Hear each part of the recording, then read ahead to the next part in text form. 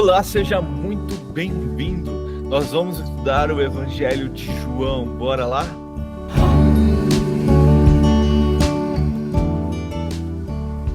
A Ti, Senhor, nós rendemos todo louvor, toda adoração, toda glória, porque o Senhor é o único digno de ser louvado, de ser exaltado, de ser engrandecido. O Senhor é bom e não há outro além de Ti, não há outro como o Senhor. Não há outro Deus além de Ti. Tu és um Deus maravilhoso, soberano Senhor, Criador dos céus e da terra, aquele que foi, que é e que há de vir. Toda honra, toda glória, todo poder seja entregues nas tuas mãos, porque o Senhor é maravilhoso, o Senhor é bom, o Senhor é um Deus amoroso. A sua graça derramada sobre nossas vidas, mesmo nós não merecendo, já demonstra este amor por nós. Santo é o Senhor. Só o Senhor é digno de todo louvor, de toda adoração. Só o Senhor é digno de ser exaltado, engrandecido, glorificado. Rei dos reis, Senhor dos senhores, Pai da eternidade, o Rei do universo, Senhor da criação. Tu és maravilhoso, Pai. Tu és soberano. E mesmo assim é um Pai amoroso, que cuida dos teus filhos nos detalhes, que cuida de toda a sua criação nos detalhes. Louvamos ao Senhor, exaltamos ao Senhor, engrandecemos o teu nome, porque o Senhor é maravilhoso, o Senhor é bom, e não há, e nunca haverá outro Deus além de ti. Obrigado, Pai, pelo fôlego de vida. Obrigado pelo teu toque, pelo teu cuidado. Obrigado por este amor derramado sobre nossas vidas. Obrigado, Senhor, pelo pelo perdão dos nossos pecados. Obrigado, Senhor, por esta graça que invade o nosso ser.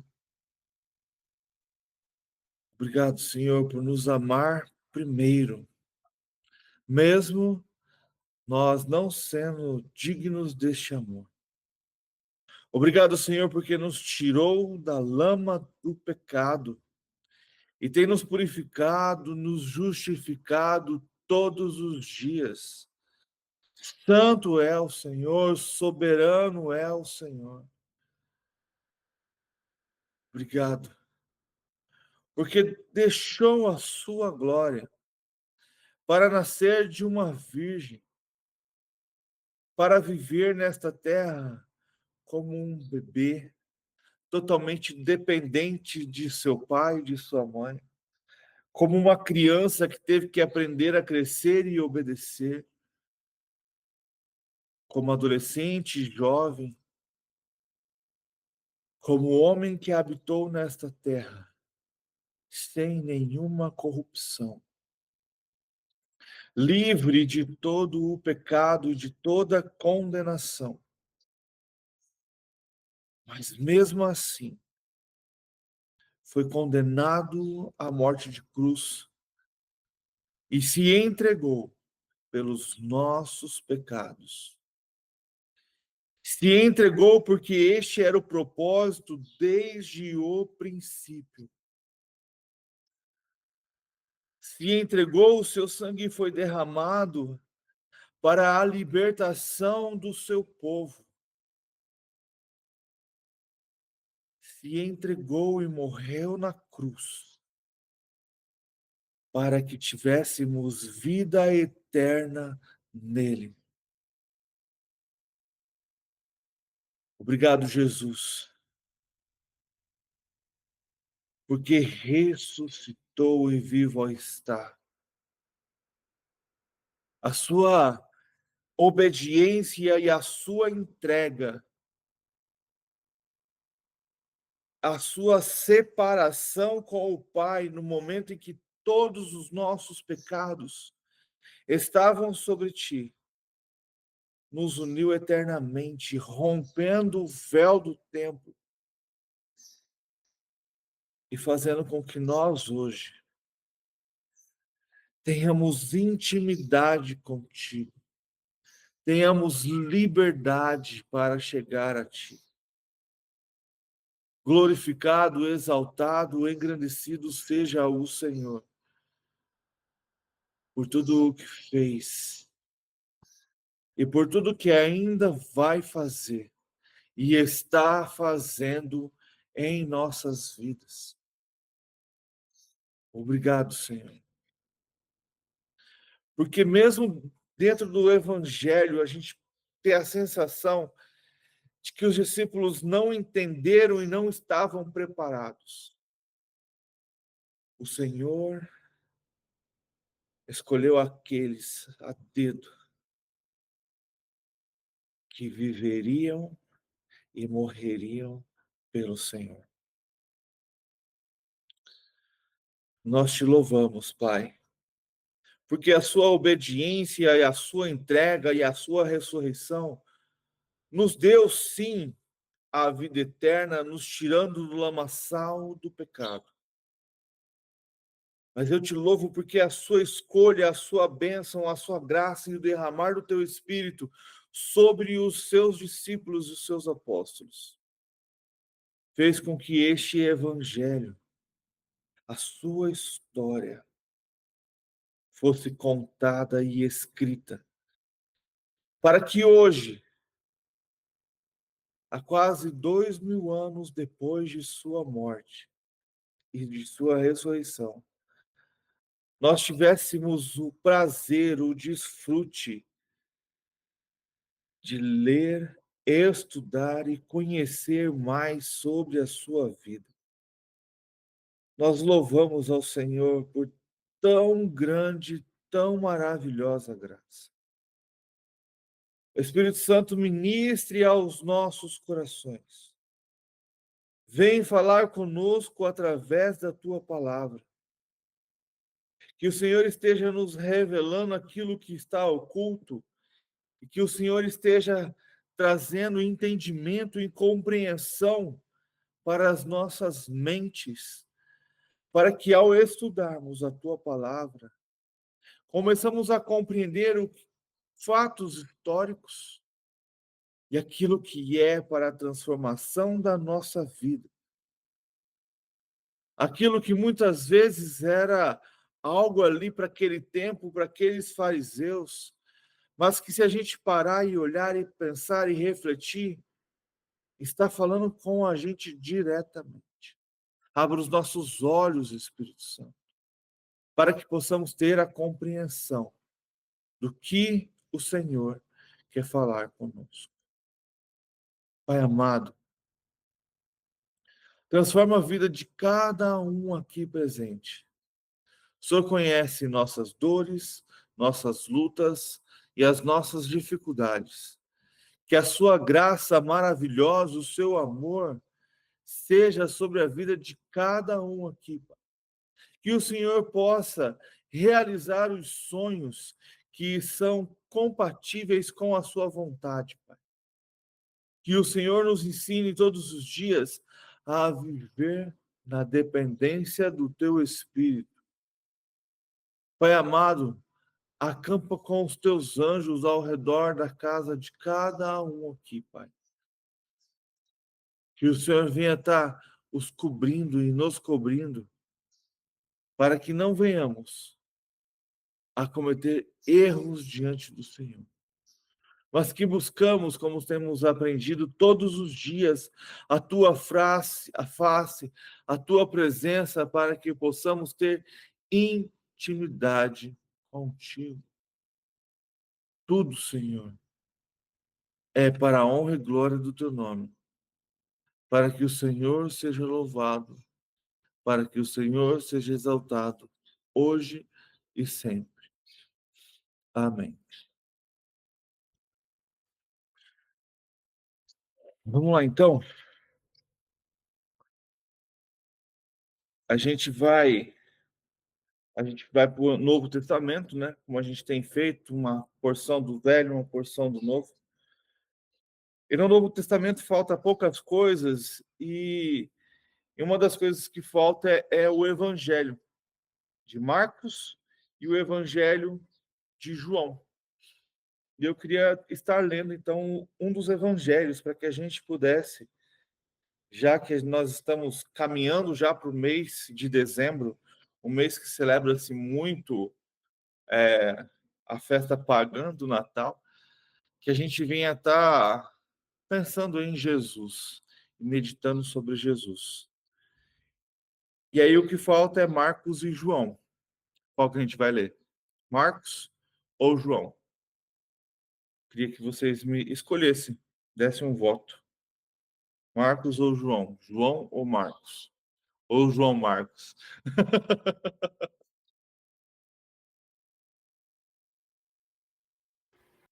Éder, tem Marcos e João, eles escrevem para, por exemplo, com uma linguagem específica ou não?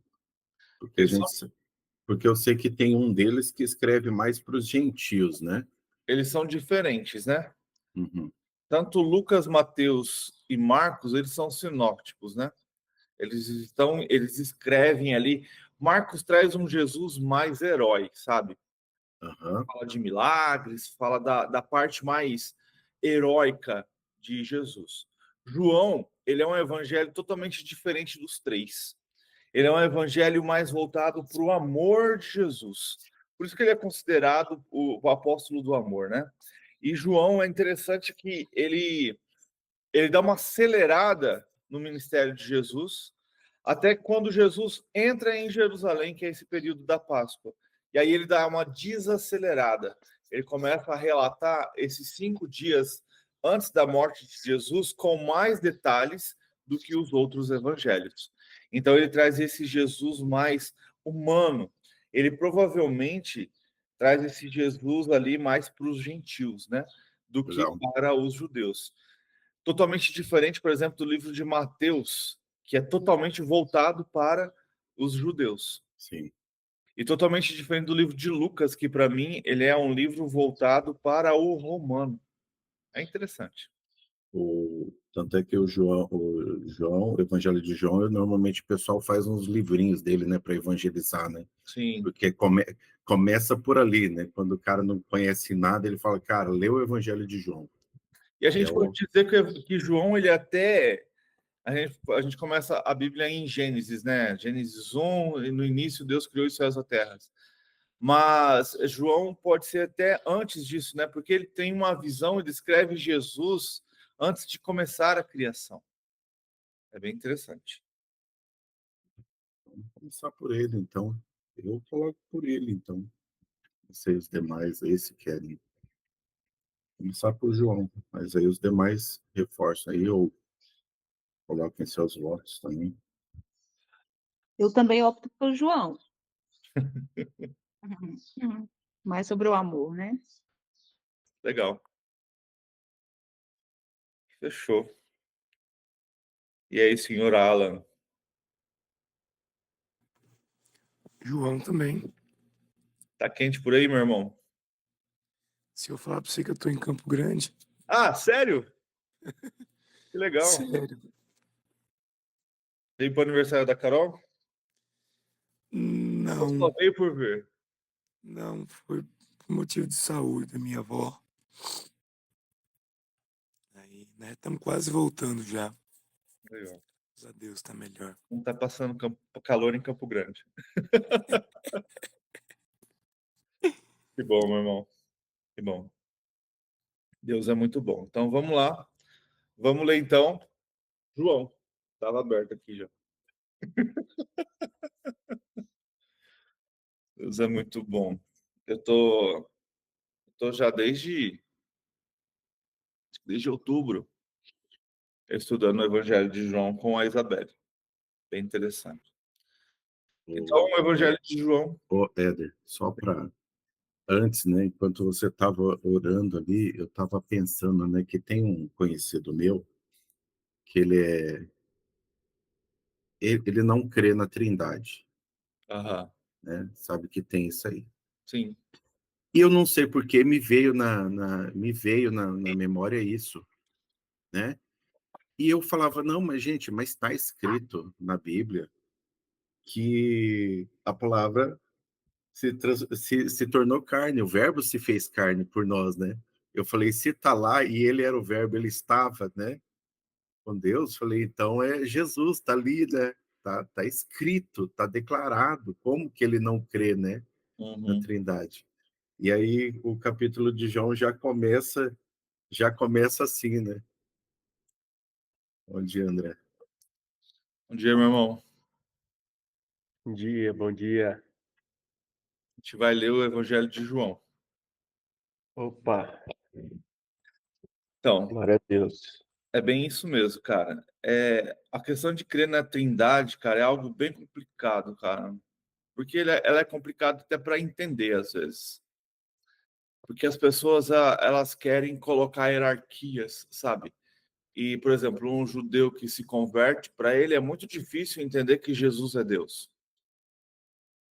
Então ele começa a pôr uma hierarquia de que, tipo, Deus Pai é o Pai. É como se fosse em casa. O pai tem mais autoridade e poder do que um filho. E aí começa a colocar essas hierarquias. Então, e uma das coisas que os apóstolos e os pais da igreja brigavam muito era isso, né? Porque era fazer, e quando João escreve, é trazer esse entendimento de que Jesus é Deus e que ele estava em Deus. Então, quando a gente usa a palavra Deus, é como se a gente estivesse usando a Trindade toda unida. Só que são três seres também totalmente separados, mas com a mesma mente, com o mesmo entendimento, com o mesmo poder e com a mesma autoridade.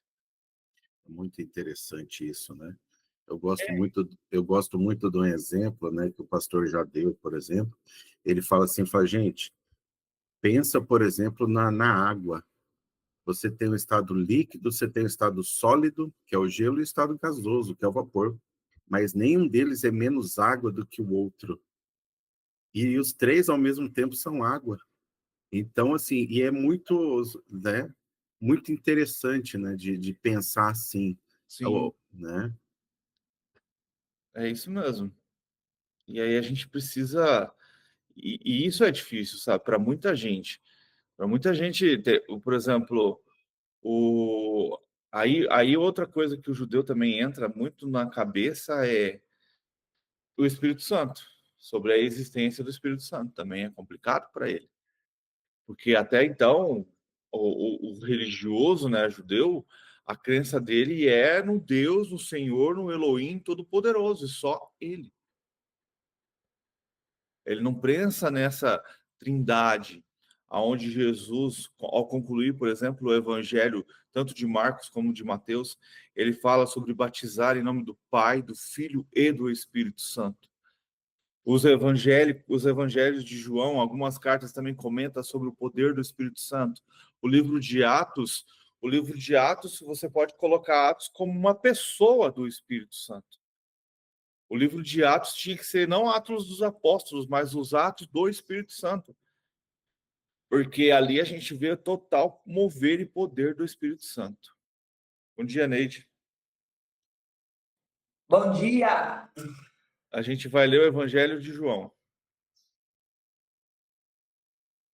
Então, a gente vê esse poder e essa autoridade, sabe? Então, para muita gente é difícil. Até para a gente que estuda, que entende, se você começar a pensar demais, você já começa a colocar coisa na cabeça. Já começa a criar algumas relações, você fica, cara, e aí? Você começa já a coçar e pensar. Por exemplo, uma coisa que a gente muito não pensa, a presença de Jesus no Antigo Testamento todo. Igual a gente estava lendo Amós. Quem é o Senhor dos Exércitos, senão Jesus? Quem Amós viu sentado no trono, senão Jesus? Quem Isaías viu sentado no trono, senão Jesus? Pois quem visitava Adão no final da tarde, senão Jesus? Porque o Pai, a própria Escritura disse, ninguém o viu. Então Jesus, em todo o Antigo Testamento, ele é a representação, já anunciando a sua vinda, né, como homem, ele é essa representação carnal da face de Deus. Isso é muito interessante, e quando a gente começa a pensar dessa forma a gente começa a colocar Jesus em todo o Antigo Testamento. E uma das coisas que o judeu ortodoxo não gosta é pensar dessa forma, porque ele começa a ver a presença de Jesus aonde ele não queria que estivesse. Então, por isso que às vezes essa ideia da trindade para algumas pessoas é tão complicada.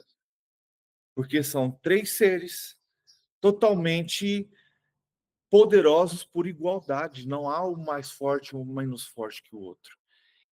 E Ô, é uma Éder, coisa que Jesus fala aqui, que a gente entende, que ele fala, o que o Pai pensa, eu também estou nele.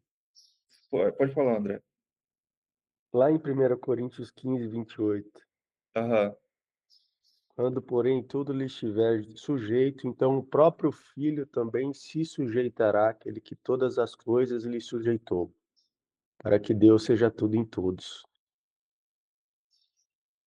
Então a gente vê que o Filho ele se sujeita ao Pai ali, depois de todas as coisas, né?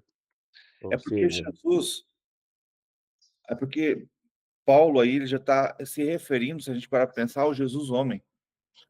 O Jesus homem, uma coisa que a gente precisa compreender e às vezes a gente reluta contra isso, mas Jesus ele escolheu, né? A gente vê isso muito em Isaías. Ele escolheu deixar a sua parte de o seu poder de Deus, vamos colocar dessa forma, se sujeitar a nascer de uma mulher como homem. Então, como homem, ele se tornou o filho de Deus. Ele se tornou carne. E quando a gente começa a estudar os evangelhos, a gente começa a entender o quê? Jesus foi obediente a Deus desde o princípio. E Jesus se tornando filho de Deus, ele se tornou homem. Então, Éder, vai existir vários tipos de linha de pensamento, mas eu creio que Jesus não tinha este poder celeste, o poder de criador, quando ele viveu seus 30 anos na Terra. Por quê? Porque seria muito fácil para Satanás o apontar o dedo e o julgar no fim, quando ele for julgado, e falar, cara, você conseguiu cumprir todas essas coisas porque você era Deus.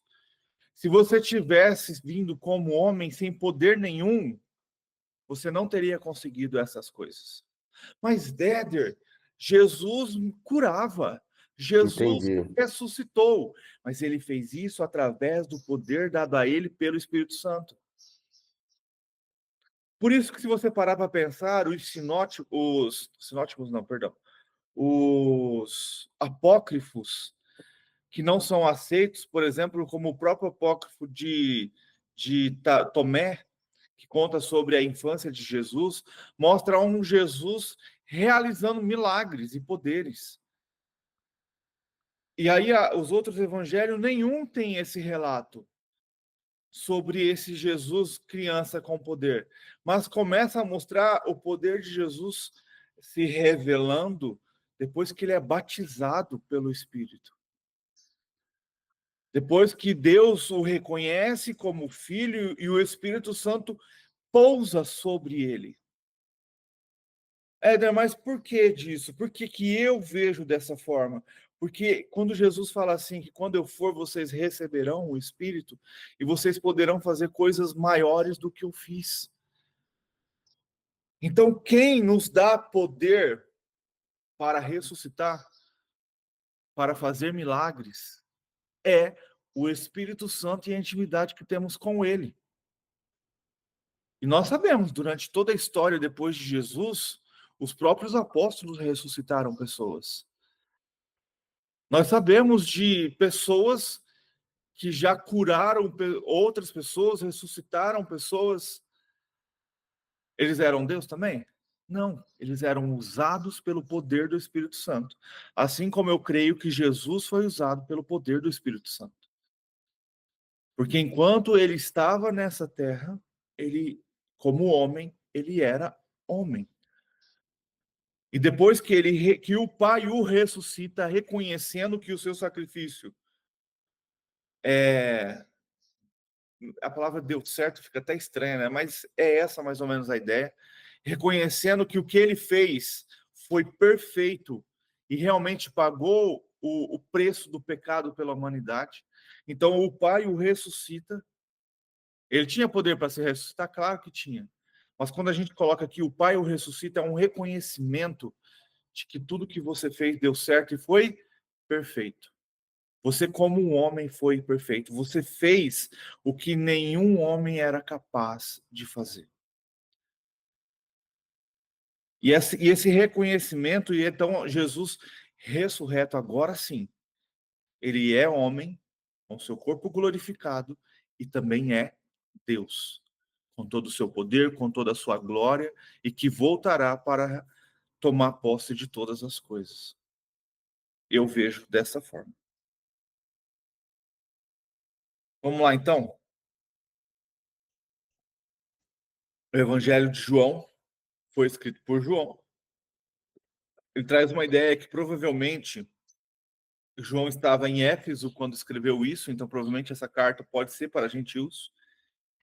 Traz a ideia também é de que foi escrito no período de 80 até 85 depois de Cristo. E João escreve este evangelho tentando corrigir. Na verdade, ele escreve, traz uma introdução aqui de que nos anos 90 depois de Cristo, a primeira, a segunda e a terceira carta de João é tentando corrigir o que ele escreveu no Evangelho. Porque os gnósticos estavam tentando distorcer esse Evangelho que ele escreveu. Então, as cartas de João estão lutando contra esse gnosticismo, trazendo, sim, a santidade e o amor, né, de Jesus. Então, tem o público-alvo aqui de João, que provavelmente era tanto gentios como judeus, muitos eruditos daquela época ali. João, ele é o último evangelho a ser escrito, né? Ele é o mais tardio. E eu vou ler aqui as comparações com os outros, que eu achei bem interessante. Então, comparações com os evangelhos sinóticos, que é o evangelho de Lucas, Marcos e Mateus. João omite muitas palavras e obras de Jesus que caracterizam os evangelhos sinóticos, Marcos, Mateus e Lucas. Parábolas, expulsão de demônios, o relato da transfiguração, o registro da instituição da ceia do Senhor e muitos outros dizeres concisos de Jesus. João também omite ou menciona brevemente temas centrais aos evangelhos sinóticos, em especial o tema Reino de Deus. João abrange uma quantidade substancial de material não mencionado nos evangelhos sinóticos. Isso inclui quase todo o material em João de 1 a 5. Visitas frequentes de Jesus em Jerusalém e os acontecimentos que lá se sucederam, a ressurreição de Lázaro, a identificação explícita de Jesus como Deus e uma série de declaração: eu sou. João também inclui diálogos estendidos e discursos não encontrados em outras partes dos evangelhos. Sem dúvida, por parte disso, pode ser explicado pelo foco geográfico destinado deste evangelho. João ressalta o ministério de Jesus no sul, Judéia e Samaria, enquanto os evangelhos sinóticos realçam o ministério de Cristo no norte, Galiléia. Todavia, não podemos legitimamente reduzir todas todas as discussões e as questões de geografia. As similaridades que há, que parece que provável o fato de João ter lido Marcos, Lucas e possivelmente até mesmo Mateus. Mesmo não podemos provar que o apóstolo tenha feito um empréstimo direto dos evangelhos sinóticos, no sentido de que Mateus e Lucas provavelmente tenha emprestado de Marcos. Então sabemos que Marcos foi o primeiro evangelho a ser escrito, lembrando que Marcos não era apóstolo, assim como também Lucas não o era. E depois, então, Mateus e Lucas escrevem seus evangelhos, e aqui eles estão trazendo essa ideia, então, de que João provavelmente tenha lido-os para depois escrever o seu evangelho.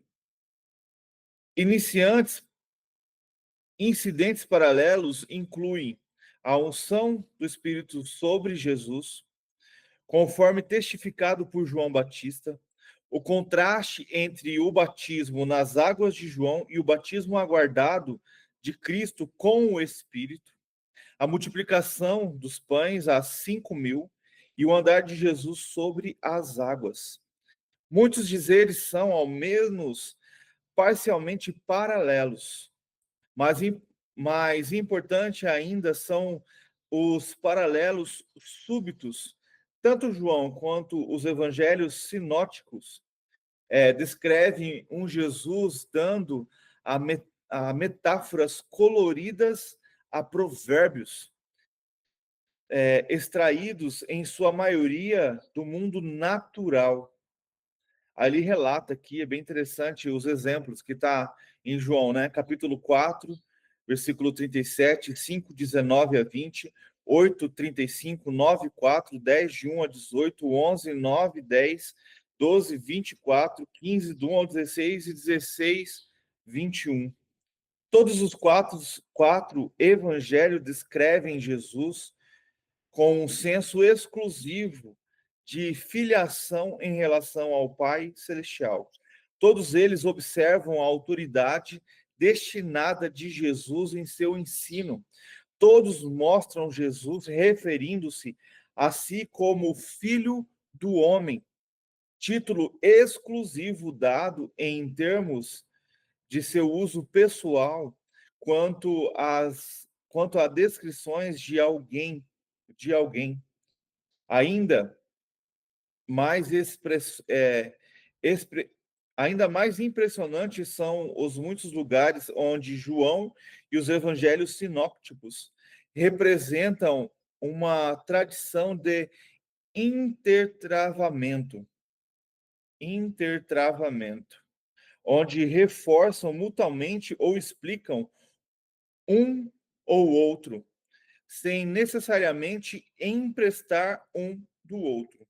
João explica diversos acontecimentos nos evangelhos, por exemplo, a acusação de que Jesus havia ameaçado destruir o templo, que está em Marcos, encontra sua única explicação adequada em João.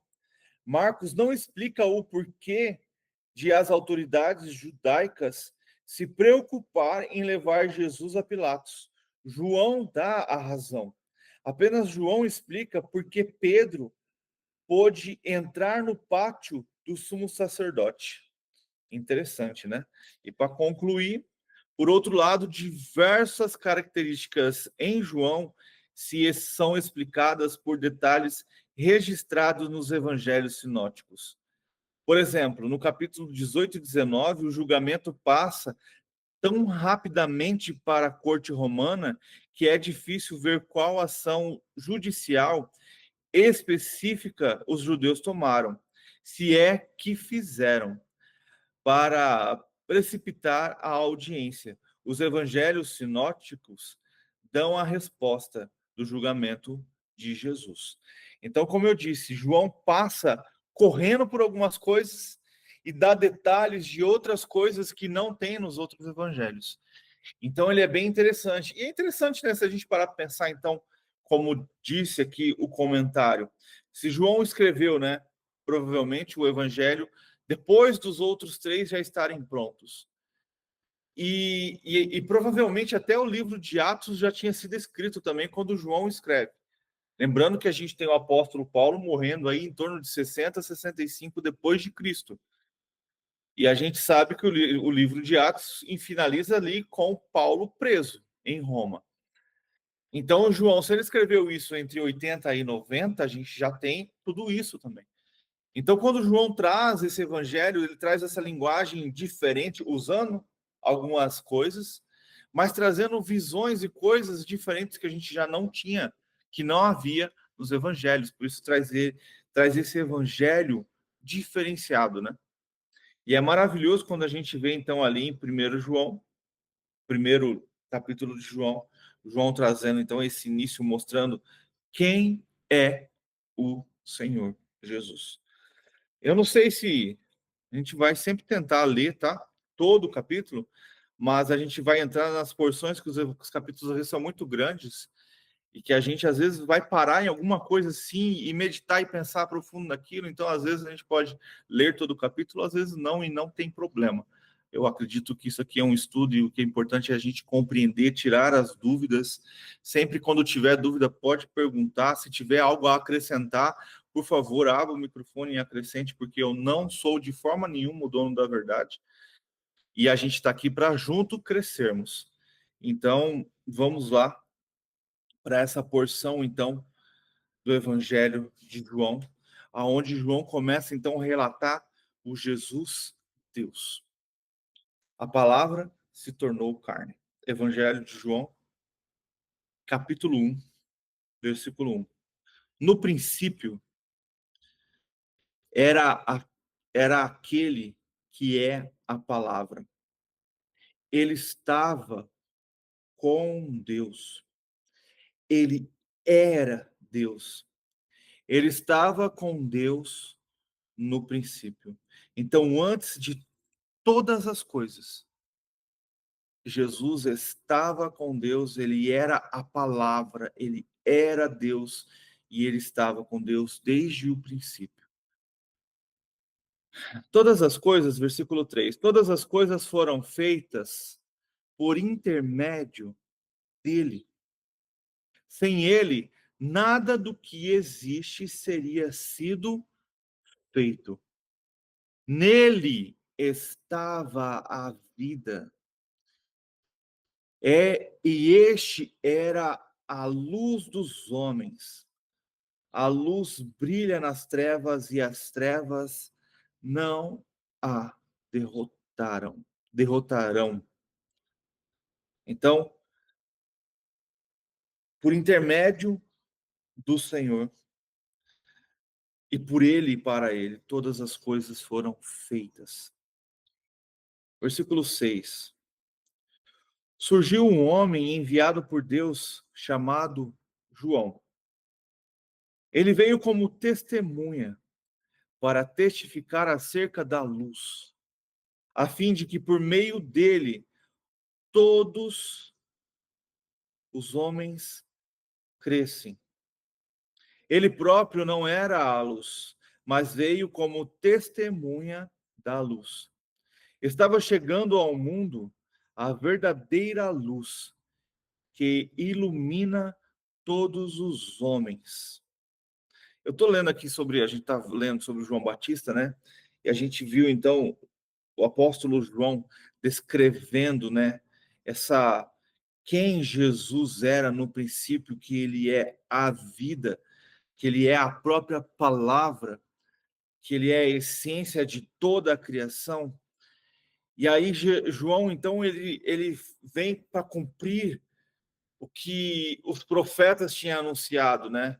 Que viria então o espírito de Elias para anunciar aquele que viria.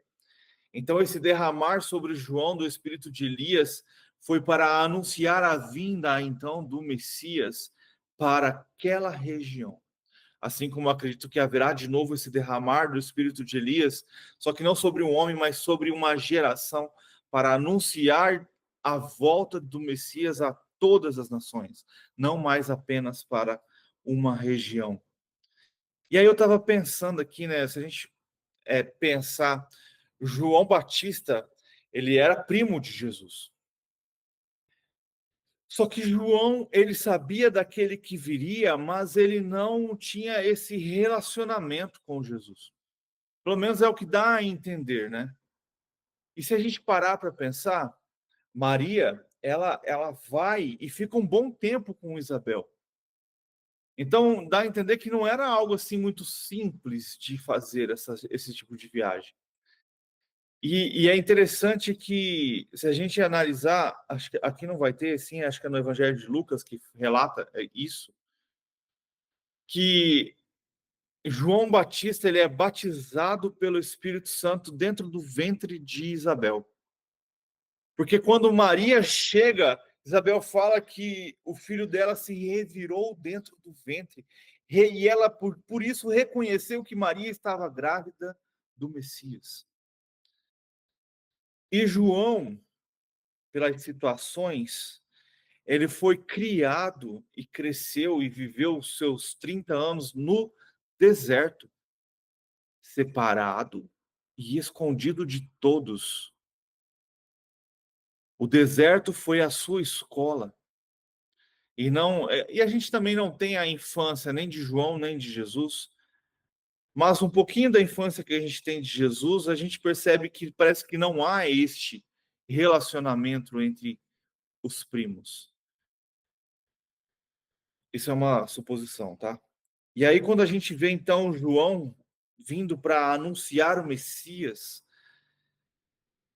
e traz a sensação de quando ele vê o Messias, é algo assim que ele está vendo pela primeira vez aquele que será mais do que ele.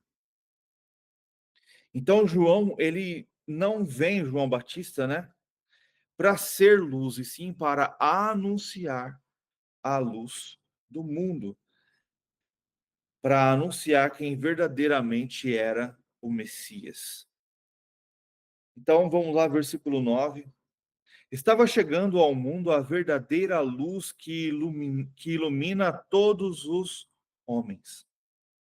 Aquele que é a palavra estava no mundo, e o mundo foi feito por intermédio dele, mas o mundo não o reconheceu. Veio veio para o que era seu, mas os seus não o receberam. Isso aqui, de verdade,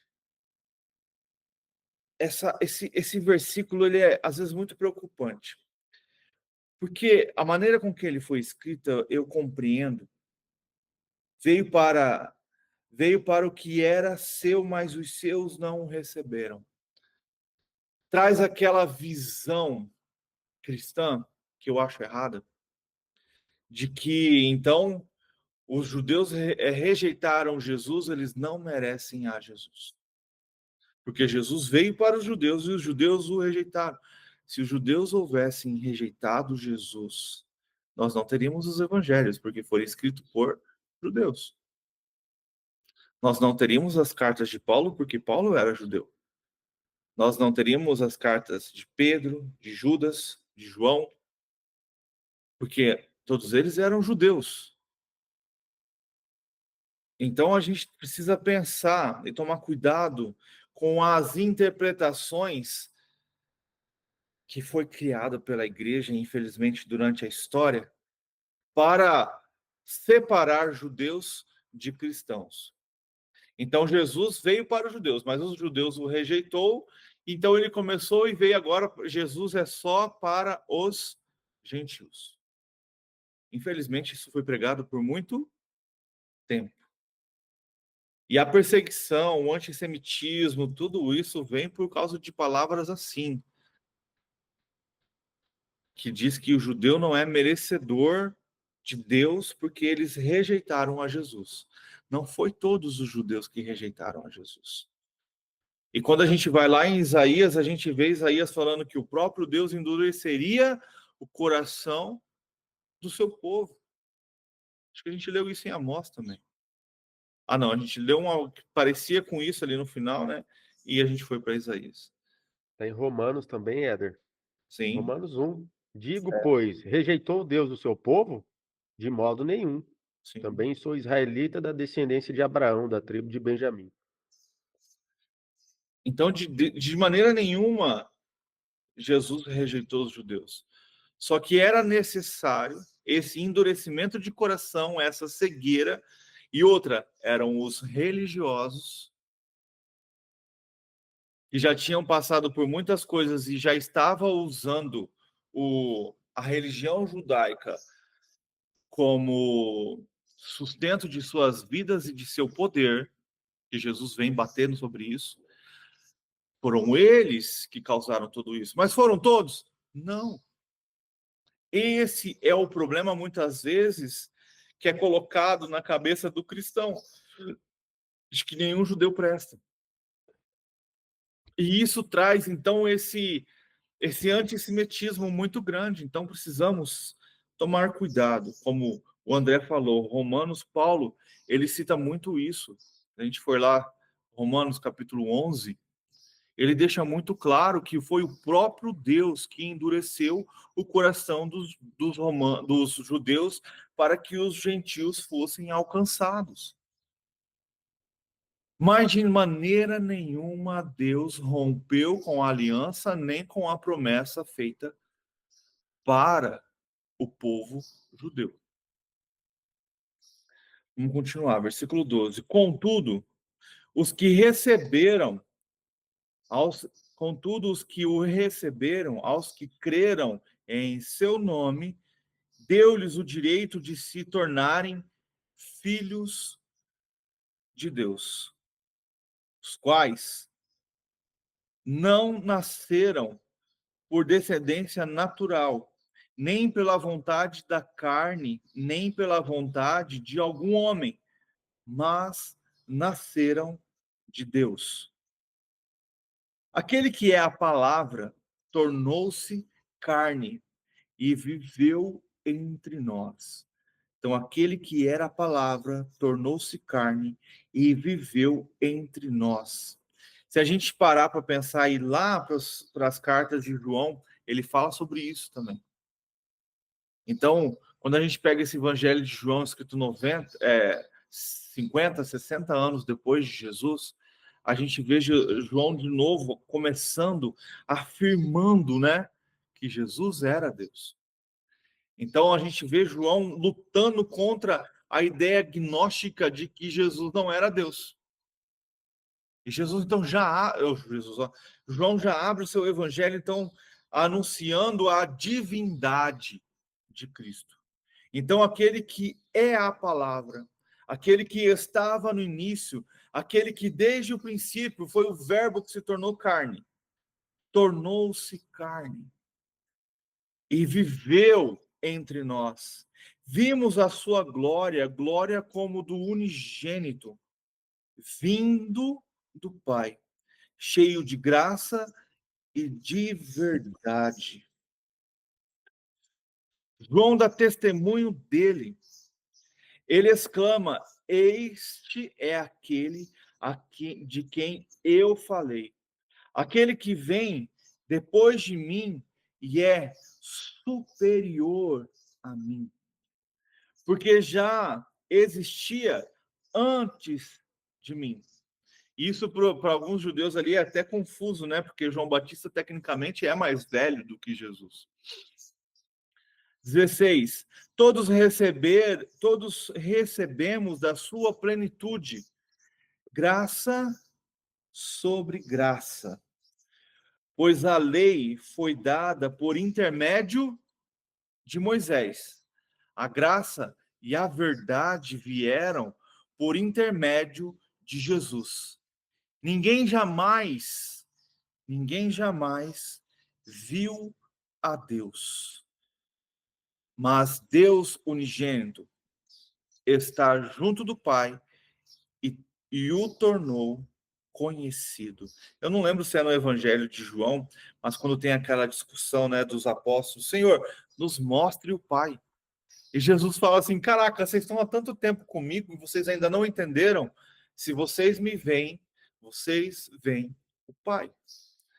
Então isso traz aquilo que eu estava falando. Desde o princípio, Jesus era a pessoa presente em todo o Antigo Testamento, todas as manifestações, né, teofânicas que temos, era Jesus, desde o princípio. Porque a gente vê, então, Isaías vendo o trono e vendo Deus sentado, a gente vê Moisés entrando no tabernáculo e falando com Deus, a gente vê Adão tendo a presença de Deus no final da tarde e Deus vindo conversar com Adão no final da tarde. Vários outros momentos que a gente vai ouvir falar, a palavra que é colocada ali é Elohim, ou que é escrito no hebraico, que é o tetagrama, né? Yud Rei Vav Rei, que é o nome de Deus, que muitas pessoas traduziram como Yahvé, mas ele, na verdade, não existe vogais, na verdade, são 3 consoantes, então ela não é pronunciável. Por isso que os judeus, e por respeito também, eles não falam, né, o nome de Deus, eles colocam Elohim, por isso que existem vários títulos, né, para isso. E na nossa Bíblia a maioria é traduzida como Senhor, em caixa alta. Mas eu vejo, então, Jesus desde o princípio trazendo tudo isso. E se nós pararmos para pensar, quem deu as leis para o homem através de Moisés foi o próprio Deus. Só que essa lei ela era muito difícil, né? Como a gente já estudou sobre isso, para ser cumprida para que o homem fosse salvo. Então Jesus ele é a graça, a misericórdia do Senhor para que a gente seja salvo. Versículo 19. João Batista nega ser ele o Cristo. Este foi o testemunho de João. Quando os judeus de Jerusalém enviaram sacerdotes e levitas para lhe perguntarem quem ele era. Lembrando que o ministério de João foi de apenas 1 ano. Tá? João não ficou batizando e pregando durante 30 anos, não. O ministério de João Batista, ele se preparou por 30 anos, né? Vamos colocar 30 anos assim, porque nasceu ali, ele era filho de um sacerdote, então ele conhecia tudo aquilo. E por ser filho de um sacerdote, João tinha que ser, na verdade, sacerdote também, descendente da tribo de Levi. Mas a gente vai, eu não sei se aqui fala sobre isso, mas a gente descobre que Caifás, né, ele toma o sacerdócio. Ele toma aquilo para ele, para a família dele, e todos os outros sacerdotes são deixados de lado. Provavelmente por isso que João Batista e seus pais estavam escondidos no deserto. Então João tem o seu 30 anos de preparo para o seu ministério de 1 ano e meio no máximo. E muitas vezes a gente quer ter 1 ano de preparo para um ministério de 30 anos. Então, muitas vezes nós precisamos ter raízes no Senhor, para aí, então, termos um ministério sólido diante de Deus. Versículo 20. Ele confessou e não negou, declarou abertamente: não sou o Cristo. Perguntaram-lhe: e então, quem é você? É Elias? E ele disse: não sou. É um profeta? Ele respondeu: não. Finalmente perguntaram: quem é você? Dê-nos uma resposta para que levemos aqueles que nos enviaram. Quem diz você acerca de si próprio? João respondeu com as palavras do profeta Isaías: eu sou a voz do que clama no deserto. Façam um caminho reto para o Senhor. Então, João usa de Isaías para anunciar que ele era aquele que viria antes do Senhor para anunciar o caminho pelo qual o Senhor passaria. Então ele deixa isso bem claro. Eu sou o que o que anuncia o caminho, eu sou o que faço o caminho reto para aquele que ainda há de vir. Ô Éder, no 21 aqui, rapidinho. És tu o profeta? Eles se referem a alguém assim? O profeta?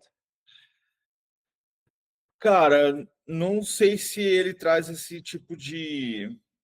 Deixa eu até ver aqui. Se ele traz esse... Aqui ele coloca assim, ó, do 20 ao 21, as 3 negações de João Batista contrastam com as 3 vezes em que Pedro não traz esse... Talvez ele está falando do profeta aqui também, do próprio Elias, né? O profeta, porque, como eu disse, os judeus, eles tinham ali o Antigo Testamento, né? Com eles. Então, eles tinham a profecia de Zacarias, se eu não me engano, que é Zacarias, que anuncia que o espírito de Elias, então, seria derramado mais uma vez para anunciar a vinda do Messias. Então, eles estão ali, você é o Cristo, né? Você é o Messias. Ele fala, cara, eu não sou o Cristo. Eu não sou aquele que os profetas anunciaram que viria. Ah, então quem é você? Você é Elias? Ele disse, não sou. Você é o profeta? Então eles dão uma ênfase de novo, provavelmente, pelo menos é aqui o que o contexto esse comentarista está trazendo, de que João Batista podia ser o Elias, como está eu falei Zacarias, mas é Malaquias 4:5 que fala sobre isso. Mas os evangélicos nunca sugerem que o próprio João Batista faz essa conexão aqui. João se recusa a fazê-lo. Isso indica que Jesus atribuiu mais importância ao ministério de João Batista do que o próprio João. O profeta, alguém que muitos judeus esperavam com base em Deuteronômio 18, 15 e 18. Então, seria talvez um grande profeta, né? Não sei te explicar, de verdade. Se ele estava a quem ele estava se referindo exatamente, né? Mas então a gente tem aqui João não aceitando essas coisas. Na verdade, quem coloca essa ideia de que João Batista tinha, não é que João Batista recebeu o espírito de Elias, mas tinha a mesma autoridade e poder dados pelo Espírito Santo a Elias foi dado para João Batista. A mesma coisa eu creio que acontecerá nessa geração que vivemos, que haverá esse derramar desse espírito de ousadia que vivia sobre Elias. Por isso que a gente fala que é o derramar do espírito de Elias. É essa ousadia que tinha Elias no seu auge, quando enfrentava tudo e todos por Deus. Então, sim. Só para completar e ajudar no que o André perguntou, Sim. no meu livro de estudo aqui fala o seguinte: a pergunta sobre o profeta remete a Deuteronômio 18, 15 a 18, versículo 15 a 18, que geralmente se supunha fazer uma alusão a uma figura do final dos tempos. Esse título geral não parece ter sido messiânico. Eu estou lendo aqui o 15 e 18. Ele fala: O Senhor teu Deus te levantará um profeta, como eu, no meio de teus irmãos. A ele ouvirás. Então, eles estão perguntando, falou, olha, você é aquele profeta lá? É aquele que está registrado, vamos dizer assim, que viria? Que traz essa alusão do fim dos tempos, né?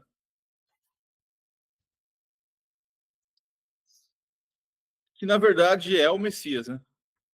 Sim. Porque aqui Moisés estava falando sobre aquele que virá, né?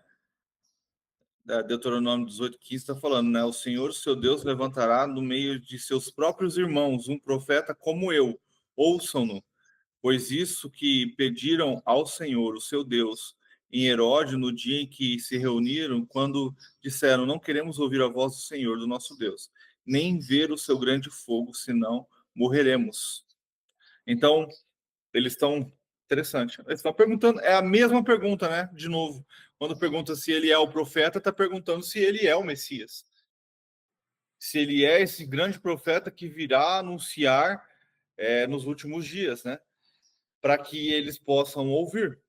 E João diz que não, que ele não é, e sim quem é o próprio Cristo. Aqui na minha tem uma referência Sim. também, que é no livro de Marcos, né? Que está assim: conforme está escrito no livro do profeta Isaías, eis que eu envio um mensageiro adiante de ti, a fim de preparar o teu caminho. Voz do que clama no deserto: preparai o caminho do Senhor, tomai retas as suas veredas. E foi assim que chegou João batizando no deserto e pregando o batismo de arrependimento para perdão dos pecados. Vinham encontrar-se com ele pessoas de toda a região de Judéia. Aí ele vai descrevendo o que ele fez, né?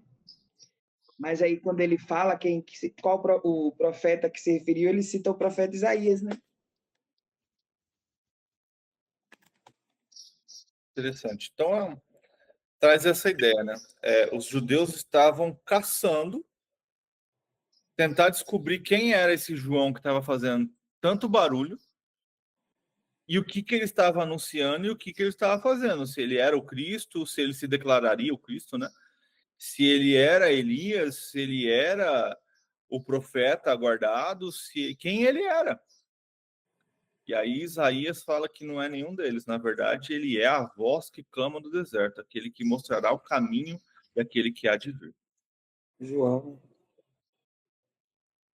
É engraçado quando eles fazem esse questionamento, é porque eles já tinham então ouvido falar que viria o Sim, Messias, profeta, né? sim, Ao ponto de achar que aquele ali, porque estava falando com autoridade, estava falando com poder de convencimento, seria essa pessoa a qual estavam esperando, vamos dizer assim. sim. E é interessante que eles estão ali para levar ali para os... Vamos ver se eles falam aqui. Para os sacerdotes ali, né? Sacerdotes e levitas para lhe perguntarem quem ele era. Jerusalém, na verdade, enviou, né? Então, Jerusalém ali, os judeus enviaram esse povo para questionar: quem é você? O que você está fazendo? Por que você está fazendo isso? De novo os judeus ali tentando, né? Os religiosos da época, tentando de uma maneira manipular e tentar entender o que está acontecendo. Porque quem que é esse cara que está pregando arrependimento, batizando as pessoas estão se arrependendo e mudando de vida? Porque o batismo de João nas águas trazia esse arrependimento e essa mudança de conduta. Porque, como ele disse... Né? Oi? É como se o João estivesse preparando o povo, né? Sim. Essa era a ideia, né? Preparar o caminho. Então, os judeus, assim como eles vão fazer com Jesus, eles começam a ficar incomodados com aquilo que está acontecendo. A diferença, que na verdade, se a gente para pensar, não há muita diferença, mas Jesus vai em Jerusalém e começa a bater no povo, nos religiosos. E começa a ajudar os que não são religiosos. E isso começa a levantar, então, essa ira desse povo religioso contra Jesus. E com João aconteceu praticamente a mesma coisa. E quando João, olha só que legal, quando João para de batizar e pregar arrependimento para todos os povos e foca sua luz para Herodes, né? Ele é preso. Então, depois que ele batiza Jesus, ele continua ainda seu ministério.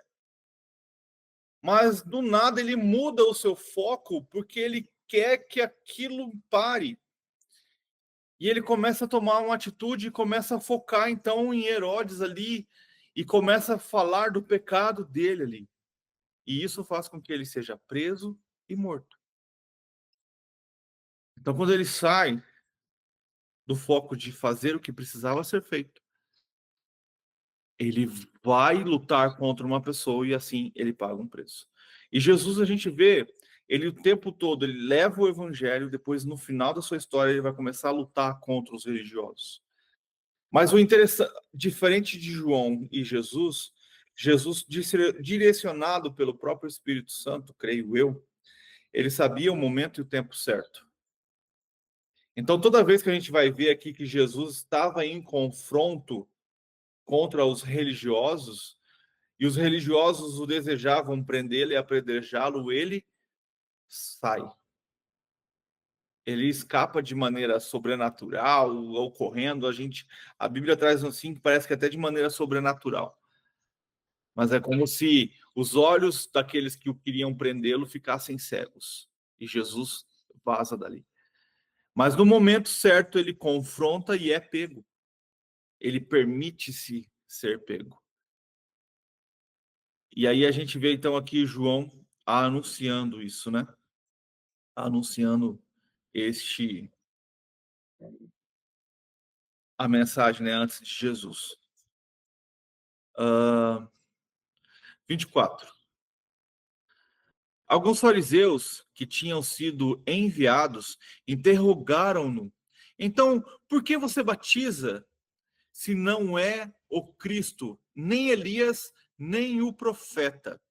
Respondeu João: eu batizo com água, mas entre vocês está alguém que vocês não conhecem. Ele é aquele que vem depois de mim. E não sou digno de desamarrar as correias de sua sandália. Tudo isso aconteceu em Betânia, do outro lado do Jordão, onde João estava batizando. O que é interessante aqui, que a gente precisa entender, que sacerdotes e judeus são diferentes de fariseus. Tá? Os sacerdotes, aqueles que viviam ali no templo de Jerusalém, né, que eram considerados os judeus, né, ortodoxos religiosos de hoje, eles tinham uma linha de pensamento. Eles andavam juntos, tá, os judeus e fariseus. Mas os judeus, os sacerdotes, eles tinham uma autoridade maior que a dos fariseus. Mas a briga deles era porque os sacerdotes ali que ficavam no templo era como se fossem partidos políticos, né? Eles acreditavam plenamente na Torá, no Pentateuco. E não dava muita moral para os livros históricos, né? Para o restante dos livros que compõem ali hoje a Taná, né? Que é o Antigo Testamento nosso. Mais alguns apócrifos também que eles liam. Já os fariseus, eles eram estudiosos de toda a história. Então, eles liam o Pentateuco, e liam toda a história do povo judeu. Então, os fariseus estavam cientes de todas essas profecias. Então, e é interessante porque João, ele separou aqui. No começo, quem faz as perguntas são os sacerdotes, levitas. Então, eram aqueles que habitavam em Jerusalém, no templo. Os fariseus, geralmente, eles não habitavam em Jerusalém, mas sim nas cidades ao redor não é tabernáculo, é tabernáculo? Sinagogas. Ali onde eles ensinavam, onde eles estudavam. Os fariseus estavam nas sinagogas. E os fariseus, tecnicamente, não precisavam ser da tribo de Levi, assim como eram os sacerdotes. Então, sacerdotes da tribo de Levi, descendente de Arão ali, de Moisés. E os fariseus não necessariamente precisavam ser da tribo de Levi. Por isso que, se a gente parar para pensar, Jesus bateu muito nos fariseus religiosos e que distorciam a palavra, mas Jesus era um fariseu. Porque fariseu era tipo um partido político, uma religião que eles tinham ali. E Jesus frequentava as sinagogas. Jesus não era descendente de Levi. Então Jesus também ali, entre eles, ele era considerado um fariseu. Por isso que ele batia forte nos fariseus. Por que, Éder? Porque ele está vendo aqueles quem ele aprendeu ensinando errado. Então, como ele tinha essa autoridade, a gente vê ele trazendo de dentro, né, cara? Eu cresci no meio dessa hipocrisia. E eu preciso que eles se arrependam. Então, para quem que eu vou ensinar? para aqueles com quem eu estive junto, que eu sei que está seguindo um caminho errado. Vamos lá, 29. Jesus, o Cordeiro de Deus. No dia seguinte, João viu Jesus aproximando-se e disse: Vejam, é o Cordeiro de Deus que tira o pecado do mundo. Este é aquele a quem eu me referi quando disse: Vem depois de mim um homem que é superior a mim, porque já existia antes de mim. Eu mesmo não o conhecia. Olha o que eu acabei de falar. Eu mesmo não o conhecia. Mas por isso é que vim batizando com água, para que ele viesse a ser revelado a Israel. Então João mesmo está declarando que não o conhecia, mesmo sendo primos. Então, isso também não é muito difícil, né? Quantos primos nós temos que a gente sabe que tem, mas não sabe quem é, né? 32. Então João deu o seguinte testemunho: Eu vi o Espírito descer dos céus como pomba e permanecer sobre ele. Eu não o teria reconhecido se aquele a quem me enviou para batizar com água não me tivesse dito: aquele sobre quem você vir o Espírito descer e permanecer, este é o que batiza com o Espírito Santo. Eu vi e testifiquei que este é o Filho de Deus. Então, cara, é muito massa quando a gente começa a pensar nos detalhes, né? Então, João Batista estava anunciando aquele que viria sem saber quem era. João Batista estava anunciando aquele que ia vir depois dele, seria muito maior que ele. Aquele que já era desde o princípio. Mas ele não sabia quem era. Então, se a gente parar para pensar, as ideias apócrifas de que Jesus na infância já realizava coisas impressionantes começa a cair por terra, porque se isso acontecesse, seriam histórias que seriam espalhadas. Mas João está aqui, pelo menos essa visão que eu estou tendo, anunciando que durante esses 30 anos de Jesus, Jesus era uma pessoa comum como todos nós. Era um carpinteiro, aprendeu a profissão com seu pai, perdeu seu pai jovem, então ele tinha que sustentar a sua mãe. Não sabemos, mas provavelmente Jesus tinha irmãos mais novos e irmãos mais velhos. Esses irmãos mais velhos provavelmente não eram irmãos vindos de Maria, lógico, mas irmãos da parte do próprio José. Porque não eram duas crianças casando, sim, provavelmente José, segundo alguns teólogos e historiadores, era mais velho do que Maria, e não era o seu primeiro casamento, e sim só o de Maria, e Maria provavelmente uma jovem adolescente, que era comum naquela época, né? A mulher já depois de seu período, de iniciar seu período fértil, ela se casar. E aí, então a gente vê aqui João Batista não reconhecendo visualmente o Messias. E ele recebe, então, cara, isso que é maravilhoso. Ele é avisado pelo Espírito, ele é avisado por Deus como um profeta. Que aquele que ele batizasse e o Espírito viesse sobre ele e permanecesse, esse era o Filho de Deus. Esse era aquele que iria batizar as pessoas com o Espírito Santo.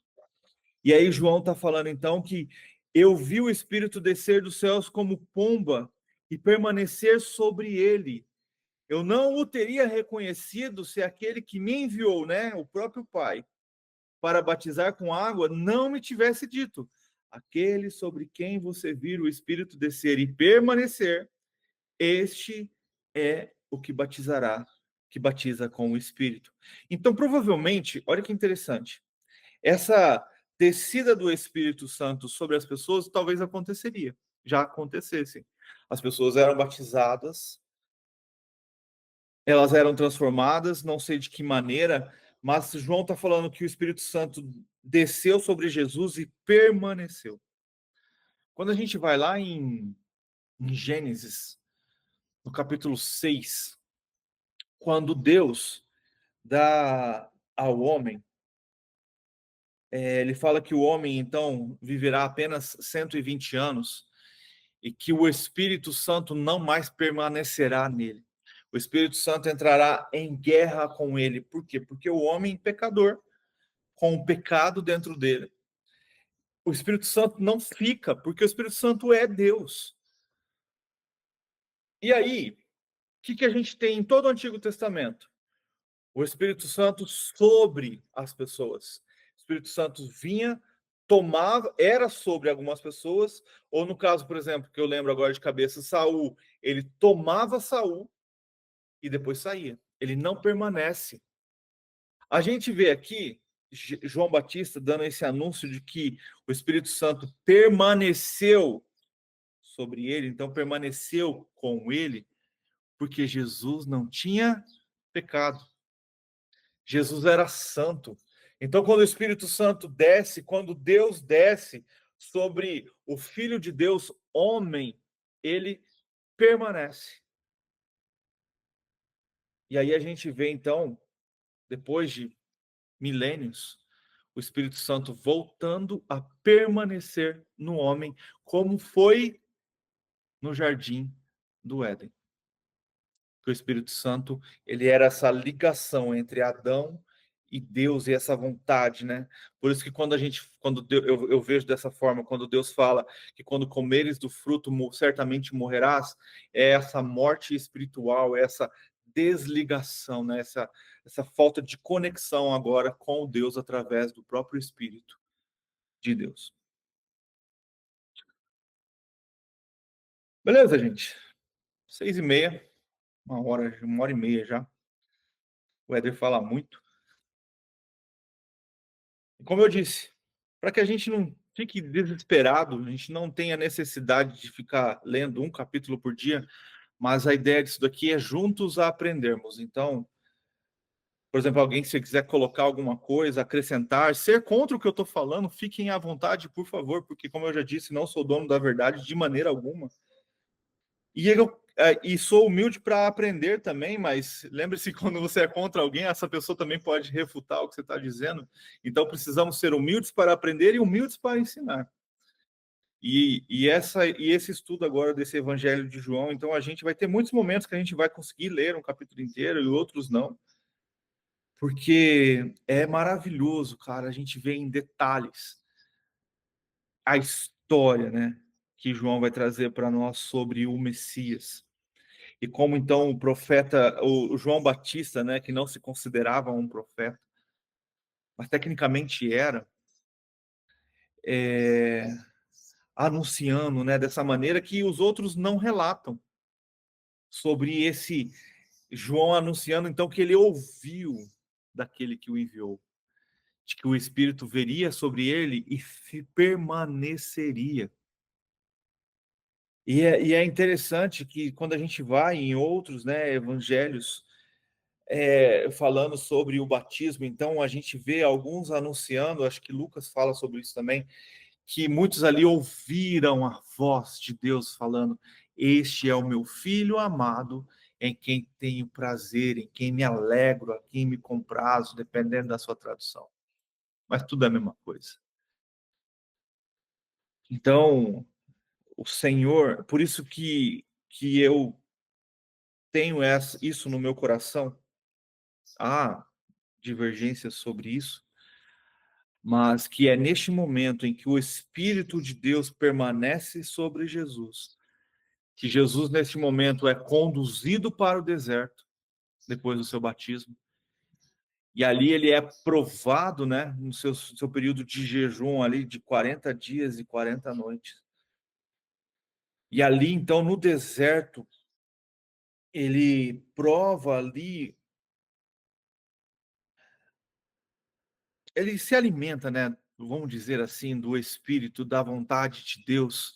É como se ele tivesse, nesses 40 dias, como homem, ele aprendeu na sinagoga. A gente vai ver em alguns evangelhos que fala que Jesus crescia em obediência e sabedoria. Então, pode-se dizer que nesse período de 40 dias no deserto, eu estou conjecturando, tá? Porque a gente não tem essa... Isso é um lapso de tempo que a gente não tem, só fala que Jesus teve 40 dias no deserto, fazendo jejum, e que no final ele foi tentado por Satanás. Mas o que a gente faz quando a gente está em jejum? Qual é a ideia do jejum? É nos aproximar do Pai. É termos intimidade com o Espírito Santo e com o Pai, com Jesus, no nosso caso. Jesus, como homem, estava ali buscando esse poder, essa essência, toda a revelação do Pai das coisas que iriam acontecer e do que ele deveria fazer. Eu não sei, tá, gente? Eu estou conjecturando. Provavelmente todo esse ministério de 3 anos de Jesus o foi revelado como homem, porque o próprio Jesus fala que quando ele, o fim dos dias, né, o grande dia do Senhor, ele não sabe, quem sabe é o Pai. Então, como homem, né? Porque ele está falando isso, ele ainda era homem.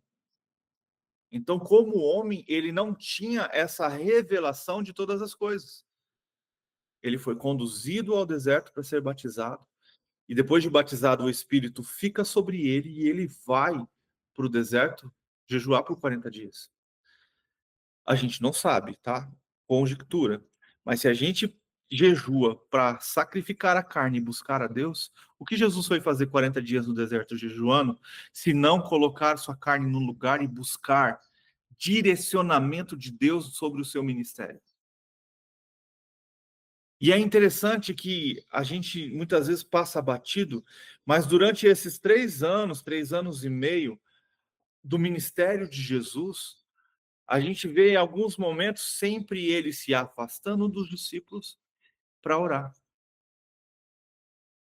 A gente vê muitas vezes, por exemplo, no caso lá isso também não relata que ele estava em jejum ou não, mas no caso da samaritana, que ele pede água. E quando os discípulos chegam com comida, ele fala: eu não quero comer. Porque existe muito mais do que o alimento físico e o alimento espiritual. E aí os discípulos, será que aquela mulher deu comida para ele? A gente não sabe, né? Conjecturando de novo, mas Jesus provavelmente também no seu período de ministério fazia jejum. Orava ao Senhor, buscava ao Senhor, buscava discernimento, buscava sabedoria, buscava ouvir. E a gente vê muito isso, o Jesus homem, lá nas oliveiras, antes de ser entregue. Ele suando sangue e clamando ao Pai: afasta-se de mim este cálice. E ele, sendo um filho obediente e compreendendo a sua missão, falou: mas que seja feita a sua vontade. Eu estou aqui para isso e vou viver isso. Não será fácil, mas vamos viver. E eu tenho, para terminar mesmo, e se alguém quiser comentar, fique à vontade, eu tenho a certeza no meu coração de que o cálice que Jesus não queria beber não tem nada a ver com a sua morte ou com o seu sacrifício em si, que era ser chicoteado, pregado na cruz, mas sim aquele momento onde todo o pecado da humanidade estava sobre Jesus e Jesus vê o Pai então se afastar. Houve um rompimento ali, porque o Pai não habita onde há pecado. E é o único momento na Bíblia que Jesus não chama Deus de Pai, e sim de Deus meu, Elohim. Só que é interessante que aí depois de que tudo isso é consumado, na cruz mesmo, tem um desenho, lógico que é desenho, né?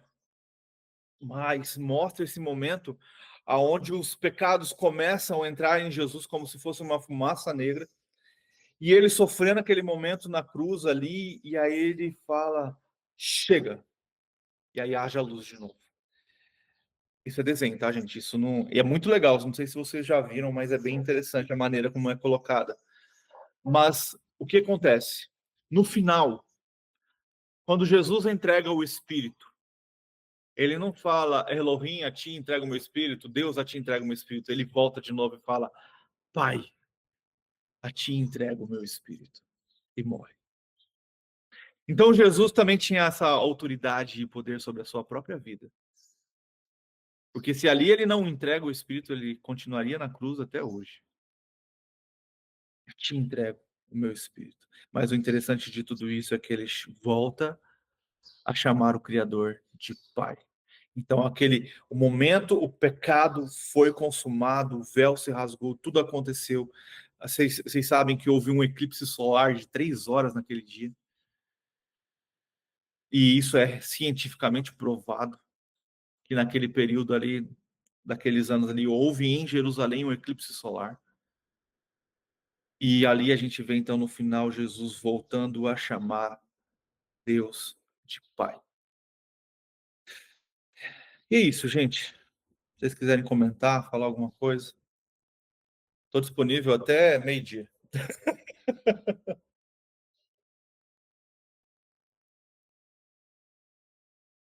Se não, vamos orar. E aí a gente volta amanhã para continuar lendo, então, a partir do versículo 35. Aí a gente já vai mudar o assunto, né? Porque a gente já vai começar a ver os primeiros discípulos de Jesus. Então, João já vai começar a trazer outro assunto e que a gente possa realmente tirar esses dias e aproveitar para verdadeiramente aprender mais sobre Jesus e o evangelho que é contado sobre ele. Fechou? Vamos estar orando então, para a gente poder finalizar, que a gente tenha uma quinta-feira abençoada. Que Deus continue a ministrar sobre os nossos corações. E se vocês desejarem, já aproveita, dá uma estudada também no livro de João, traz um acréscimo, traz mais coisas para amanhã. Fiquem à vontade, por favor. Não deixe o Éder falar sozinho. Mas que o Espírito Santo esteja agindo sobre nossas vidas durante o dia, durante as nossas escolhas nesse dia, e que a gente esteja totalmente entregues ao Senhor. Vamos estar orando? Pai, em nome de Jesus, Senhor, nós te louvamos e te agradecemos. Obrigado, Pai, pela obra redentora. Obrigado, Pai, por nos ter chamado, Pai, por nos ter enxertado, Pai, na oliveira que é Cristo. Obrigado, Pai, em nome de Jesus, Senhor, por tudo que o Senhor fez por nós, Pai, pelo sangue derramado que nos tirou toda a condenação do pecado, Pai. Obrigado, Senhor, por nós não merecíamos, Pai. Obrigado, Senhor, por ter nos dado o Espírito Santo, que agora, Pai, em nome de Jesus, nos capacita, nos orienta, nos ilumina, nos transforma a cada dia, Senhor, assim como nessa quinta-feira, Pai, nós apresentamos a Ti, Senhor. Em nome de Jesus, Pai. E que, sim, Senhor, essa luz, Pai, pura, santa, que é o Teu Santo Espírito, ilumine, Senhor, o nosso coração, a nossa mente, Pai. Em nome de Jesus, a cada um aqui, Senhor. Que faça da gente, Pai, parecidos, cada vez mais parecidos contigo, Senhor. Cada vez mais parecidos contigo, Pai, imagem e semelhança, Pai, assim como fomos criados, Senhor. E que fomos corrompidos pelo pecado, Pai. Trazemos as marcas do pecado, Pai. Em nome de Jesus, Senhor. O Senhor nos tirou dessas trevas, Senhor. Tirou da condenação, Pai. Nos tirou, Pai, da sentença de morte, Senhor, que era o nosso caminho. Então nos tratou, Pai, nos reconciliou e que nós, sendo improváveis, Senhor, improváveis, Pai, estamos aqui, Pai, para glorificar o Teu nome, o Rei dos Reis, o Senhor dos Senhores, Jesus Cristo. E que assim, Pai, estejamos a cada dia mais cheios, Senhor, da Tua graça, para que a gente possa transbordar, Pai, a nossos familiares, no nosso trabalho, por onde a gente andar, Pai, a gente seja luz e sal, Pai. E nós sabemos, Pai, que a luz incomoda as trevas. Nós sabemos, Senhor, que as trevas não querem ser iluminadas, Pai, mas te pedimos, Senhor, nesse dia, a direção, como eu disse, a orientação, a capacidade. E sim, Senhor, a tua vontade seja estabelecida, Pai, na vida de cada um aqui, Senhor, assim na terra como nos céus, Pai. No nome de Jesus. No nome de Jesus, Pai. Que a gente possa levar, Pai, esse amor, Pai, que transcende, Pai, toda limitação, Senhor.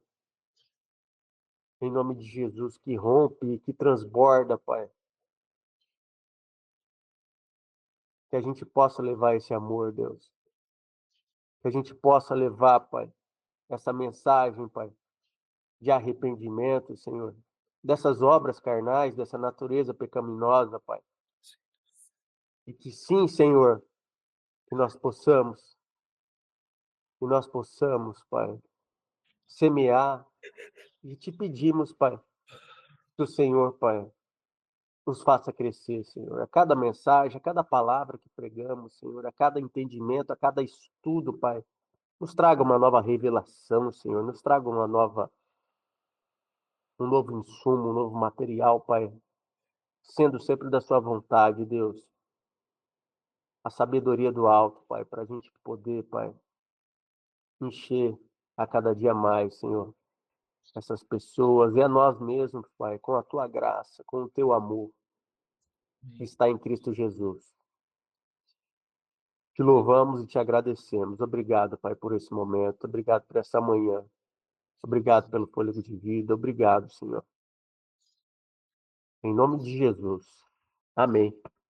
E assim a gente finaliza a primeira parte do primeiro capítulo do Evangelho de João. Que a gente possa verdadeiramente se aprofundar nesses estudos.